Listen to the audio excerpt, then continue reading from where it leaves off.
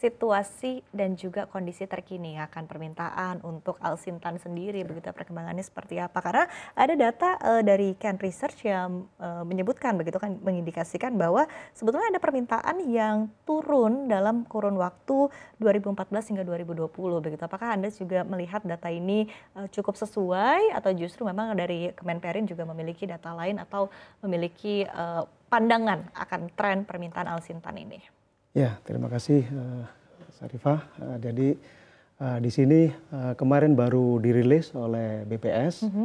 Jadi khususnya industri mesin perlengkapan, yang di dalamnya tentu Alsintan, di dalamnya industri Alsintan itu di triwulan 3 year on year dibandingkan dengan tahun sebelumnya itu sebesar 11,74% pertumbuhannya.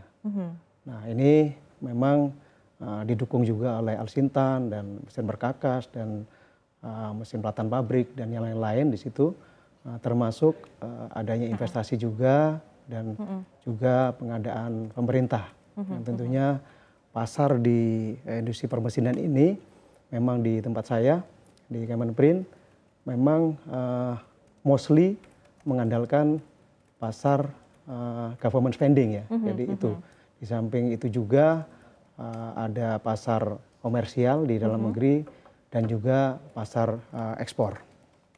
Oke. Ini menarik ya, tadi masih mengandalkan pasar dari government spending, artinya memang dari sisi private mungkin juga perlu lebih ditingkatkan lagi begitu ya Pak Solehan ya. Nah, tapi ketika kita melihat juga mungkin dari sisi kapasitas produksi dan juga teknologi begitu ya, dari sisi alat-alat ini sendiri, Alsintan ini sendiri begitu ya, seberapa jauh sebetulnya pasar yang ada di dalam negeri ini dikuasai oleh produk-produk lokal dan seberapa besar ini justru masih impor begitu, karena pernyataan dari Pak Menteri Pertanian kan masih cukup banyak kayak impor begitu Pak, seperti Kalau apa? impor sih memang tetap terjadi lah, dimanapun juga ada impor ya pasti ya. Ini terutama untuk Alsintan yang berteknologi tinggi.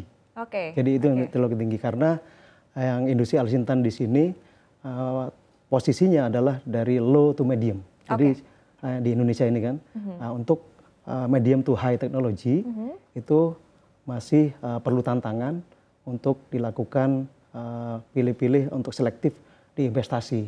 Jadi tadi yang seperti komponen untuk motor bakar, yang terutama yang berdaya besar itu masih belum sepenuhnya diproduksi dalam negeri. Nah, untuk itu kita tahu kita selektif dengan insentif yang ada melalui industri pionir ya, tax holiday, tax allowance itu untuk memberikan insentif itu terhadap industri yang berteknologi tinggi.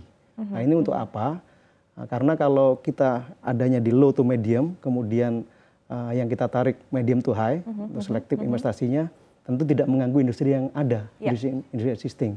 Nah justru dengan kita menarik investasi yang selektif dari medium to high teknologi ini, akan mempercepat adopsi teknologi. Oke, jadi akan diaplikasikan di dalam negeri sehingga akhirnya mungkin menginspirasi juga begitu ya kepada produsen dalam negeri. Ini nanti akan menekan laju impor yang tadi ketergantungan impor kita tekan sehingga akan muncul industri dalam negeri semua yang berdaya saing, efektif tentunya bisa bertransformasi menjadi pertanian Alsintan modern, berdaya saing dan berkelanjutan. Oke. Masuk ke dalam tadi kategori medium to high technology itu seperti apa sih Pak? Apakah memang sudah mengandalkan mungkin sudah berbasis AI atau sudah berbasis teknologi yang lebih IoT atau sebagainya begitu, seperti apa sebetulnya yang masuk ke dalam kategori ini?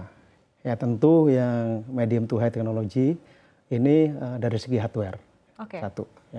Yang kedua tentu dari segi softwarenya. Nah, kita tidak kalah loh Sarifah. Jadi yang kita ada ini ada startup untuk teknologi. Startup teknologi itu di kita ini sudah mampu.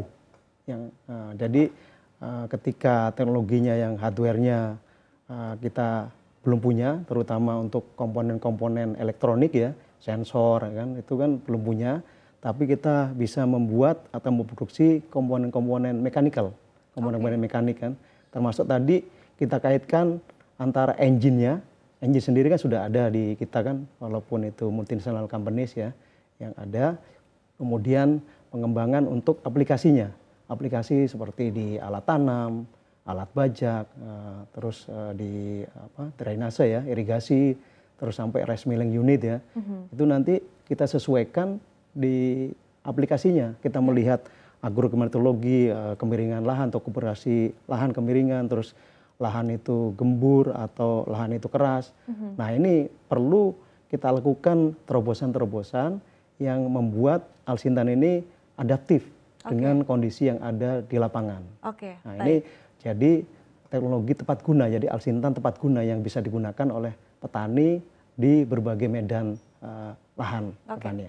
Baik. Tadi menarik yang Anda sampaikan sekali lagi, tadi kan memang masih basis utamanya itu dari government spending, begitu ya. Artinya kan memang ini masih banyak dari permintaan, demand-nya sendiri kan memang dari pemerintah, begitu ya. Nah, tapi sementara kita ketahui juga bahwa saat ini pemerintah juga tengah gencar dengan swasembada pangan, dengan target-target untuk pemenuhan kebutuhan pangan, begitu ya, termasuk adalah dengan program makan bergizi gratis, begitu. Sehingga mungkin ini sebetulnya memantik investasi mungkin dari sisi private, begitu Pak, dari sisi swasta, begitu. Nah, seberapa jauh Anda melihat mungkin ini juga memboost permintaan akan Alsintan sejauh ini?